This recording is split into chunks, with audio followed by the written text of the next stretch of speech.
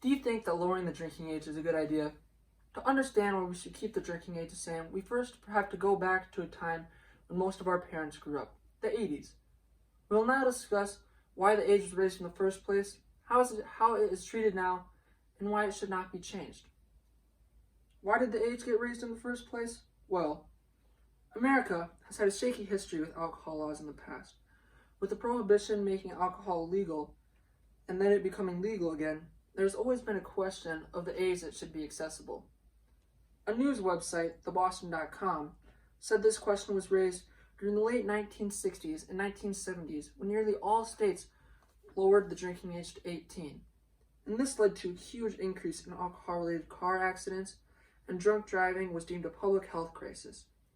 And a large percentage of those teens were aged 16 to 20. But how did they solve the problem, and what was the outcome? In response, President Ronald Reagan put in place the 1984 National Minimum Drinking Age Act, which required the states to prohibit people under the age of 21 from purchasing or publicly possessing alcoholic beverages as a condition of receiving state highway funds. And this put the states in a tough position to either please the people or maintain the roadways.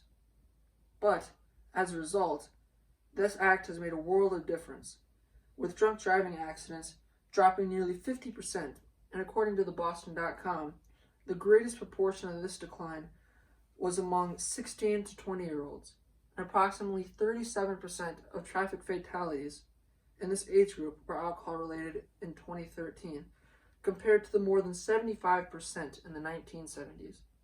We see how this act has changed the world then, but what about now?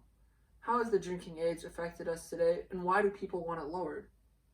Well, an organization called Youth Rights says many young people today question the law by wondering why they're considered adults at 18 but are still not able to do adult things such as drink alcohol.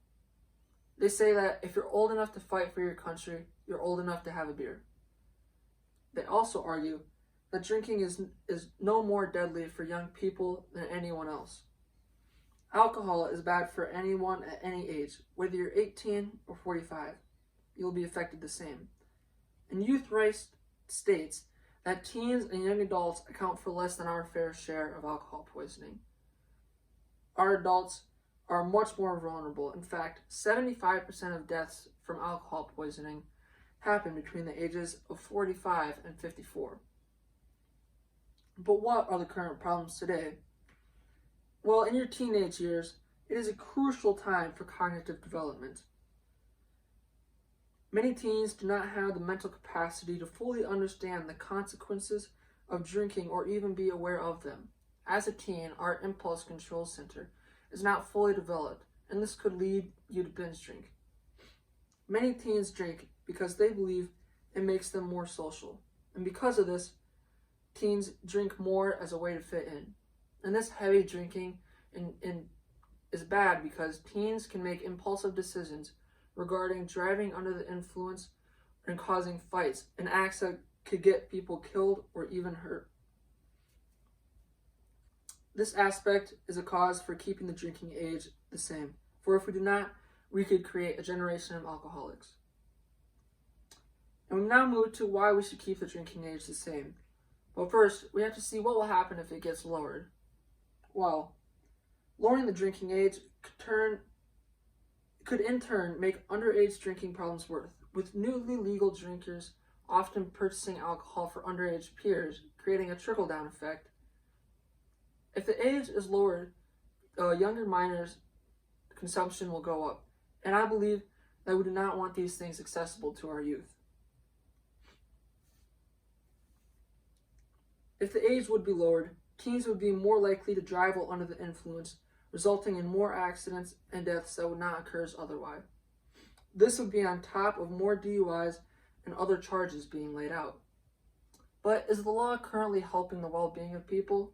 Well, according to the CDC, because the minimum age is 21, it has helped protect us from other things, such as drug dependence, adverse birth outcomes, and suicide and homicide, as well as lowering the amount of accidents that occur on the road.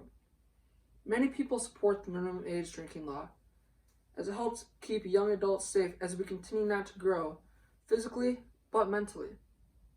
People's lives would be different if this law was not in place. The United States drinking law has saved many lives. It protects us and others from harm, keeping young adults more safe and helping us create a brighter future. There may be opposition against this law for many years, but many people just want to keep young adults safe, and this one law is doing that job perfectly. Thank you.